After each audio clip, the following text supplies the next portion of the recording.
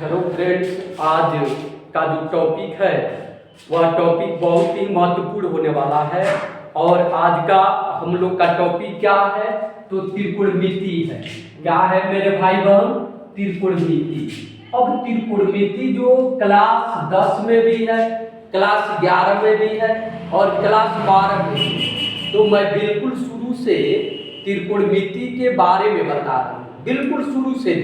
तो यहाँ से जो है हम जानते हैं कि त्रिकोणमिति में हमेशा समकोण त्रिभुज का प्रयोग करना है। किस त्रिभुज का प्रयोग करना है जी? समकोण त्रिभुज का। जितना पॉइंट है सबको याद करते चलना है जी।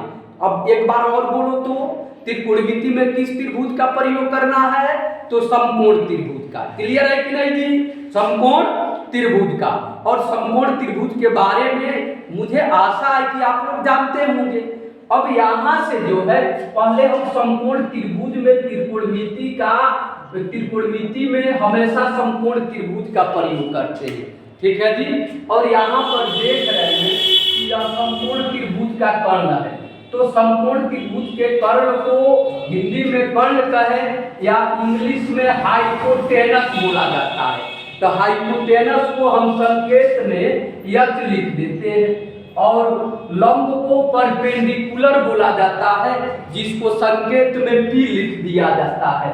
आधार को बेस बोला जाता है, जिसको संकेत में B लिख दिया जाता है। इस तरह से आपका फॉर्मूला क्या हो गया? एच स्क्वायर बराबर, यानी वही पाइथागोरस परिमेय है। वही क्या है? पाइथागोरस परिमेय है। तो एच स्क्वायर बराबर क्या हो गया? P square plus B square. यहाँ से फिर से पी स्क्वायर बराबर क्या हो गया जी? तो H square minus B square. B square बराबर क्या हो गया? तो H square minus P square. इन सारे फॉर्मूले को लिख लेना है, अब खूब अच्छी तरह से याद कर लेना है। अब अगला जो टॉपिक है त्रिकोणमितीय निष्पत्तियां या अनुपात है। क्या है जी?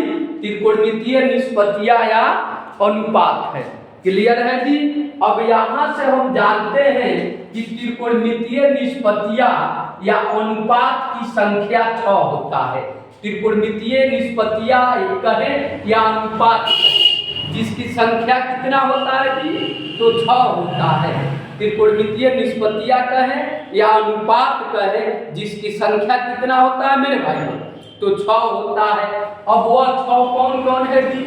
तो साइन है, कॉस है, टैन है, कॉट है, सेक है और क्या है जी? कोसेक है। तो त्रिकोणमितीय निष्पत्तियां कितना होता है जी? 6 होता है। मालूम हुआ कि नहीं? जैसे मैं बोर्ड पर लिख दिया, पहला साइन, दूसरा कॉस, तीसरा टैन, चौथा कॉट, पांचवा सेक और छठवा क्या जी? कोसेक हो गया। तो इतना क्या हो गया हमारा? त्रिकोणमितीय निष्पत्तियां हो गया। अब त्रिकोणमितीय निष्पत्तियां और क्या? त्रिभुज के भुजाओं के बारे में संबंध, यह भी एक सूत्र हो गया। जैसे यहाँ से साइन थीटा, साइन थीटा। अब साइन थीटा बराबर क्या होता है जी? तो P बटा एच होता है। साइन थीटा बराबर क्या होता है जी? P बटा एच होता है। क्लियर है जी? अब आप पूछोगे कि P क्या है? तो P लंब है। H क्या है? तो H कर्ण है, जैसे कि इसमें समकोण त्रिभुज में दर्शाया गया है। तो साइन थीटा बराबर P बटा एच कहे या हिंदी में लंब बटा कर्ण कहे, एक ही बात है जी। साइन थीटा बराबर P बटा एच कहे या हिंदी में लंब बटा कर्ण कहे। कॉस थीटा बराबर B बटा एच कहे या हिंदी में आधार बटा कर्ण कहे। टैन थीटा बराबर P बटा B कहे या हिंदी में लंब बटा आधार कहे। कॉट थीटा बराबर B बटा P कहे या हिंदी में आधार बटा लंब कहे। सेक थीटा बराबर कर्ण बटा आधार कहे या एच बटा B कहे। कोसेक थीटा बराबर एच बटा क्या जी? P कहे या कर्ण बटा लंब कहे। तो त्रिकोणमितीय निष्पत्तियां और भुजाओं के संबंध के बारे में जानकारी प्राप्त हुआ कि नहीं जी? क्लियर है? इसका अब इसको नोट कर लेना है। और आप पूछोगे कि थीटा क्या है। एक बात का मैं जिक्र करना चाहता हूँ, थीटा क्या है। थीटा, अल्फा, बीटा, ये सब क्या रोल अदा करता है त्रिकोणमिति में जी? तो ये सब कोण है। थीटा क्या है जी? कोण है। अल्फा क्या है? कोण है। बीटा क्या है? कोण है। ये सब त्रिकोणमिति में किसको रिप्रेजेंट करता है जी? तो कोण को रिप्रेजेंट करता है। समझ में आ रहा है? अब साइन थीटा, तो साइन थीटा का मतलब क्या जी? कि अब थीटा की जगह पर कितना डिग्री है वी डोंट नो, लेकिन इतना जानते हैं कि थीटा कोई ना कोई एंगल है, यानी कोई कोण है। उस कोण को हमने थीटा के माध्यम से क्या कर दिया जी? व्यक्त कर दिया। समझ में आया कि नहीं मेरे भाई बहन? थीटा के माध्यम से क्या कर दिया जी? व्यक्त कर दिया। अब कॉस थीटा है, कॉस थीटा है। यहाँ पर भी कोण के जगह पर क्या है कुछ मालूम नहीं है, तो यहाँ पर भी हम किसके माध्यम से व्यक्त कर दिया? थीटा के माध्यम से। समझ में आ रहा है कि नहीं? तो कोण को किसके द्वारा व्यक्त करते हैं? तो थीटा के द्वारा व्यक्त करते हैं। क्लियर? समझ में आया कि नहीं? ओके जी, कोई प्रॉब्लम नहीं ना? अब हम आते हैं अन्य फार्मूला, त्रिकोणमिति के अन्य फार्मूला पर आते हैं कि और सब फार्मूला क्या है। ठीक है जी? ओके, अब ध्यान से समझना है। अब जितना एक वाला फार्मूला है उसको लेकर के चलेंगे कि जितना एक वाला फार्मूला है। जैसे यहां से क्या हो गया जी?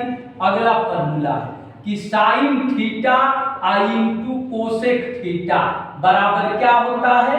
एक होता है। अब समझना ध्यान से।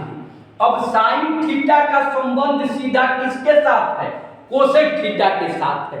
पहले एक वाला फार्मूला हम क्लियर करना चाहते हैं कि आप उसको कैसे लिखेंगे। जैसे साइन थीटा और साइन थीटा का उल्टा क्या होता है जी? Cosec theta. ध्यान से समझना है। साइन थीटा का उल्टा क्या होता है? Cosec theta. फिर से कॉस थीटा और कॉस थीटा का उल्टा व्युत्क्रम क्या होता है? तो sec theta. Tan theta, tan theta का व्युत्क्रम क्या होता है जी? तो कॉट थीटा होता है। समझ में आ रहा कि नहीं जी? अब आपसे कोई पूछे कि साइन थीटा का व्युत्क्रम क्या होता है, तो क्या नाम दोगे? Cosec theta. कॉस थीटा का व्युत्क्रम क्या होता है? क्या नाम दोगे? सेक थीटा। टैन थीटा का व्युत्क्रम क्या होता है? क्या नाम दोगे? Cot theta. अब आप पूछोगे इसमें व्युत्क्रम का क्या रोल है? व्युत्क्रम का यह रोल है ताकि इसका आगे जो एक वाला फार्मूला लिखना है वो हमेशा क्या होगा जी? आसान हो जाएगा। जैसे क्या हो गया? Sine theta into sine theta का व्युत्क्रम क्या होता है? Cosec theta. तो sine theta into cosec theta बराबर ये जितना व्युत्क्रम आएगा सब एक होता जाएगा जी। यानी साइन थीटा हमने निष्पत्ति साइन थीटा लिया और साइन थीटा का व्युत्क्रम क्या लिया? कोसेक थीटा लिया। क्या लिया? कोसेक थीटा लिया। तब इसका कितना आएगा जी आंसर? एक आएगा और ये फार्मूला के रूप में कन्वर्ट होता जा रहा है। ठीक है जी? अगला नंबर है, फिर से cos थीटा लेंगे तो cos थीटा और इसका व्युत्क्रम क्या है? sec theta. तो cos theta into sec theta बराबर ये हमेशा ध्यान रखना है कि cos थीटा और उसके व्युत्क्रम का गुणा करेंगे एक होगा। त्रिकोणमिति के कोई भी निष्पत्ति हो और जब उसका व्युत्क्रम का गुणा करेंगे तो रिजल्ट क्या देगा जी? एक देगा। हमेशा ध्यान में रखना है जी। अब अगला नंबर क्या है? tan थीटा आई इंटू कॉट थीटा बराबर क्या जी? एक। क्यों एक? क्योंकि tan थीटा का व्युत्क्रम क्या होता है? कॉट थीटा होता है, इसलिए एक। समझ में आया कि नहीं जी? क्लियर है? अब थोड़ा यहाँ से और आगे बढ़ते हैं। ठीक है जी? कोई प्रॉब्लम नहीं रहेगी? ओके, अब और आगे बढ़ते हैं। थोड़ा सोच रहे हैं कि इसी वीडियो में फाइनल कर दे सब। क्लियर है जी? ओके, अब इतना इस वीडियो में यही तक रहने दे रहे हैं क्योंकि वीडियो लंबा होता जा रहा है। इसके बाद से अगला वीडियो में और फार्मूला दिखाया जाएगा और फार्मूले के बाद से क्वेश्चन चलेगा सबका। ठीक है जी? और लाइव क्लास भी चलेगा। इसलिए मेरे वीडियो में बने रहना है और चैनल को सब्सक्राइब करना है। वीडियो को ज़्यादा से ज़्यादा शेयर करो मेरे भाई बहन, ताकि हर एक विद्यार्थी मेरे हर एक सब्जेक्ट में जो पढ़ाता हूँ उसको पढ़ करके लाभान्वित हो। ठीक है जी, धन्यवाद।